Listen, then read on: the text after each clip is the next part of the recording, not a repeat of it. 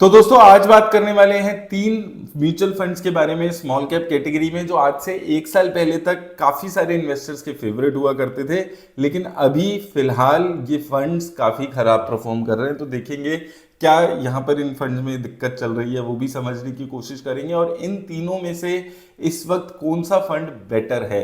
तो quant small cap fund, Nippon India small cap fund और SBI small cap fund का comparison इस video में हम करने वाले हैं।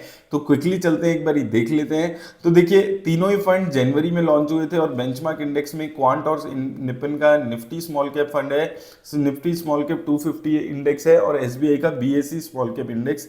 एसेट अंडर मैनेजमेंट की बात करें तो highest allocation Nippon India small cap की नजर आएगी आपको। एसेट अंडर मैनेजमेंट लगभग 70,000 करोड़ का, और उसके बाद एसबीआई स्मॉल कैप 37,000 करोड़ और क्वांट का 30,000 करोड़। तो तीनों ही काफी ज्यादा एसेट अंडर मैनेजमेंट वाले ये म्यूचुअल फंड्स हैं।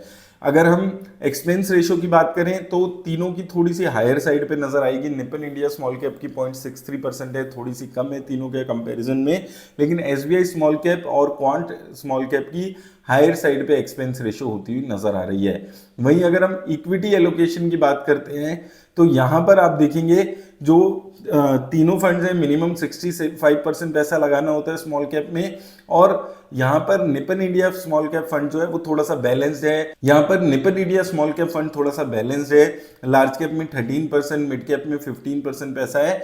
वहीं quant small cap top large cap में 24% पैसा है, जिसमें रिलायंस, जियो आपको ज्यादा देखने को मिलेगा। और तीनों में से अभी थोड़ा सा स्ट्रेंज बात है, लेकिन एसबीआई स्मॉल कैप फंड सबसे ज्यादा रिस्क लेने वाले फंड में से एक चल रहा है, जो मैक्सिमम पैसा अपना स्मॉल कैप में लगाते हुए नजर आ रहा है।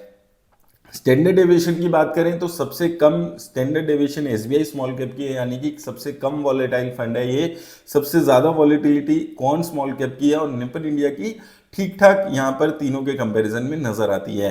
वहीं शार्प रेशियो की बात करें तो सबसे अच्छी शार्प रेशियो अभी भी क्वांट स्मॉल कैप की है, उसके बाद निपन इंडिया स्मॉल कैप, और सबसे खराब शार्प रेशियो यहाँ पर आपको एसबीआई स्मॉल कैप की दिखेगी। शार्प रेशियो आपको ये बता रहा है कि एक फंड रिस्क एडजस्टेड रिटर्न कितनी दे रहा है, ज्यादा रिस्क लेके कम रिटर्न। तो सबसे खराब इसमें जो एक्सपेंस शार्प रेशियो है वो एसबीआई स्मॉल कैप की आपको इस वक्त नजर आएगी। टर्नओवर रेशियो यहां पर भी थोड़ा सा सरप्राइज है। तो एसबीआई स्मॉल कैप ने अपनी स्ट्रेटेजी चेंज की है और बहुत ज्यादा चेंजेस अभी ये फंड में करने लगा है। 106% की इसकी टर्नओवर रेशियो चल रही है, तो बहुत ज्यादा फ्रीक्वेंटली चेंजेस हो रहे हैं। टर्नओवर रेशियो ये दिखा रही है। क्वांट और निपन इंडिया में काफी लिमिटेड यहाँ पर आपको टर्नओवर रेशियोज नजर आएगी। क्वांट में भी 50% है, लेकिन निपन इंडिया स्मॉल कैप की जो टर्नओवर रेशियो है वो ये दिखा रही है कि फंड बहुत ज्यादा चेंजेस पोर्टफोलियो में नहीं कर रहा है, और सबसे खराब एसबीआई स्मॉल कैप की यहाँ पर नजर आ रही है।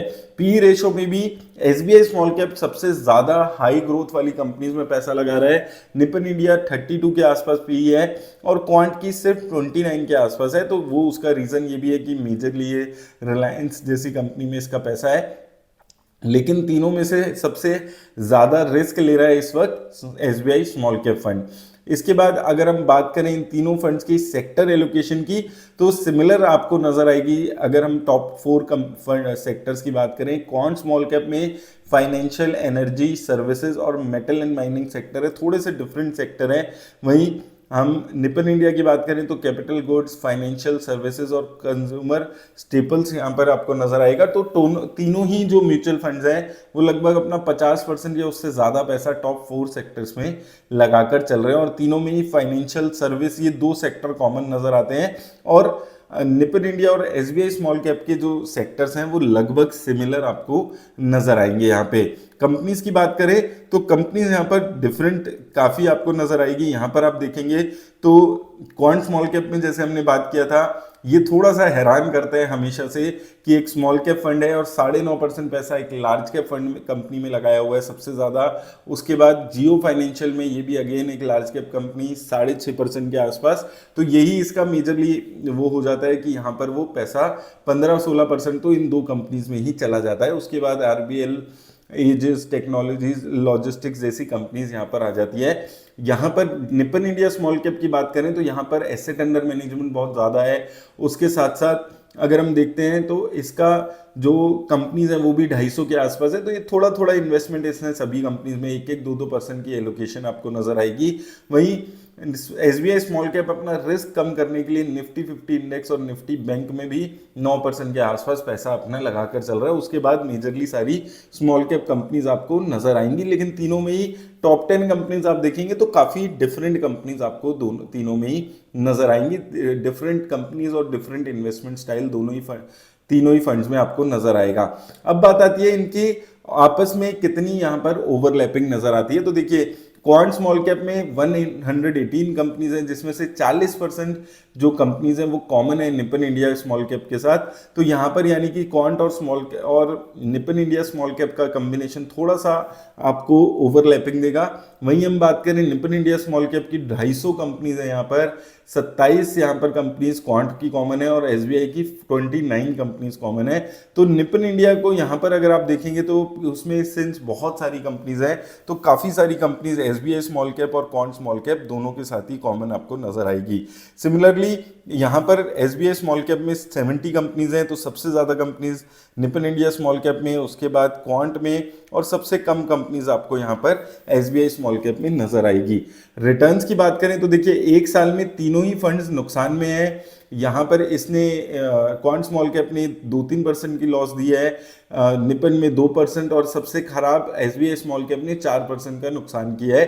5 साल में देखते हैं तो 5 साल में यहाँ पर क्वांट और निपन इंडिया स्मॉल कैप सबसे अच्छा परफॉर्म कर रहे हैं, और एसबीआई स्मॉल कैप पिछले 5 साल से थोड़ा सा खराब परफॉर्म कर रहा है। हालांकि 10 सालों में तीनों ही फंड ने लगभग 20% की रिटर्न दी है, लेकिन पिछले 5 साल में एसबीआई स्मॉल कैप काफी खराब परफॉर्मेंस कर रहा है। एक साल में -4%, 3 साल में सिर्फ 14% और 5 साल में 22%। वहीं जो निपन इंडिया स्मॉल कैप है वो 5 साल में 31% और क्वांट 34% की रिटर्न है, और 3 साल में भी ये दोनों फंड्स 22% के आसपास की रिटर्न्स दे रहे हैं।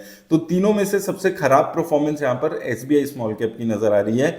वहीं अगर हम यहाँ पर बात करें रिटर्न्स की एसआईपी में, तो यहाँ पर भी आप देखेंगे तो सबसे खराब परफॉर्मेंस एसबीआई स्मॉल कैप की है। यहाँ पर आप देख सकते हैं 5 साल में सिर्फ 16% की रिटर्न है, वहीं क्वांट और निपन में 22-23% के आसपास की रिटर्न है।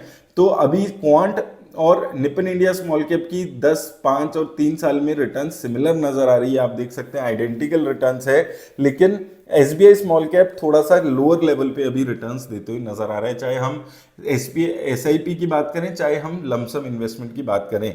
ओवरऑल समराइज करूं अगर मैं, तो देखिए रिटर्न्स के मामले में एसबीआई स्मॉल कैप लो रिटर्न्स दे रहा है, निपन और क्वांट सिमिलर रिटर्न्स है मॉडरेट लेवल की।